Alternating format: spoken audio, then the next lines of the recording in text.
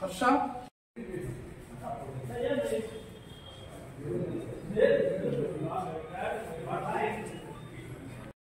Media మిత్రులందరికీ కూడా నమస్కారము. అదేవిధంగా కుప్పం నియోజకవర్గ ప్రజలందరికీ కూడా నమస్కారాలు తెలియజేస్తూ ఒక విషయాన్ని తెలియజేయాలని అనుకుంటున్నాను.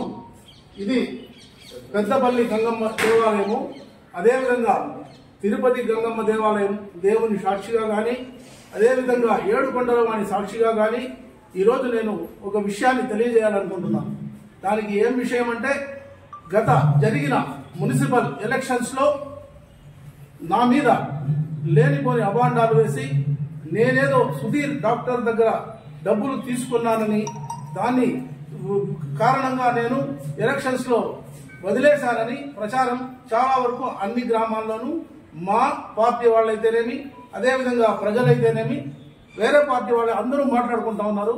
అందరికీ తెలియజేయాలనే తలంపుతోనే ఈరోజు ఒక అకేషన్గా నేను ఒక ప్రోగ్రాంను పెట్టుకొని అమ్మ సాక్షిగా, అంటే పెద్దపల్లి గంగమ్మ సాక్షిగా కానీ, తిరుపతి గంగమ్మ సాక్షిగా కానీ, ఏడుకొండల వాడి సాక్షిగా కానీ తెలియజేస్తా ఉన్నాను.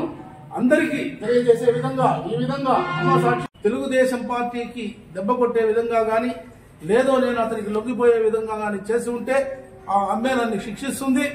ముఖ్యంగా నేను ప్రజలందరికీ కూడా తెలియజేసేది ఏమంటే, నా సొంత బిడ్డను నేను నిలబెట్టుకుని, నా కొడుకుని నేను ఓడించేదానికి కానీ, ఇంకా వేరే వాళ్ళ దగ్గర కమిట్ అయ్యేదానికి కానీ ఎక్కడైనా అవకాశం ఉంటుందా? అలా చేస్తానా? నా బిడ్డను నేను నాశనం చేసుకునే విధంగా ఉంటుంది ఈరోజు నేను చేస్తున్నటువంటి ఈ సాక్ష్యం. అదేవిధంగా ముఖ్యంగా పెద్దలు చాలా మందిని తెలియజేసేది ఏమంటే, నేను 1983వ సంవత్సరం తెలుగుదేశం పార్టీ మెంబర్షిప్ తీసుకున్నప్పటి నుంచి గౌరవం, ప్రేమ, ఎందుకంటే ఆయన నాకు సొంత అన్నలాంటి వాడు. నా అన్నదమ్ములు సహాయం చేయకపోయినా ఆయన నాకు ఎన్నో సహాయాలు చేసినటువంటి వ్యక్తి చంద్రబాబు నాయుడు గారు.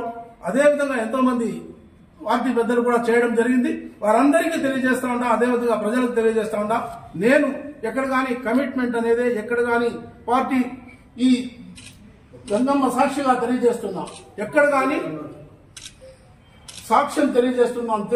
గంగమ్మ సాక్షిగా కానీ, పెద్దపల్లి గంగమ్మ సాక్షిగా కానీ, తిరుపతి గంగమ్మ సాక్షిగా కానీ, ఏడుకొండల వాడి సాక్షిగా తెలియజేస్తా ఉన్నా. ఎక్కడ నేను ఎటువంటి తప్పు చేయలేదు. అటు ఈరోజు నన్ను అడగకుండా ఎందుకంటే నా మీద పోటీ చేసినటువంటి వ్యక్తి సుధీర్ని నాతో కొంచెం ఒక్క విషయం కూడా తెలియజేయకుండా అతన్ని పార్టీలో చేర్చుకున్నారు. ఈ రోజు అతను మా పార్టీ మెంబర్ అయినాడు. మా పార్టీలో మెంబర్ అయిన తర్వాత అతని దగ్గరికి వెళ్లి ఎవరైనా అడిగి తెలుసుకోవచ్చు, లేదా అతనే కూడా తెలియజేయచ్చు. నాకు ఎటువంటి ఒక్క రూపాయి ఏమైనా ఇచ్చాడా, ఏదైనా చేసినాడా అని తెలియజేయమనండి. ఈ రోజే నేను కావాలంటే ఆత్మాహుతి చేసుకుంటా, లేదా రాజకీయ సన్యాసం చేస్తాను. అంతేగాని ఎట్టి పరిస్థితుల్లోనూ నేను చిన్న తప్పు కూడా చేయలేదని ఈ పెద్దపల్లి గంగమ్మ సాక్షిగా తెలియజేస్తా ఉంటా. అటు చేస్తుంటే ఆ సుధీర్ గారు ఇక్కడే ఉన్నారు, ఇప్పుడు మా పార్టీలోనే ఉన్నారు, తెలియజేయమనండి.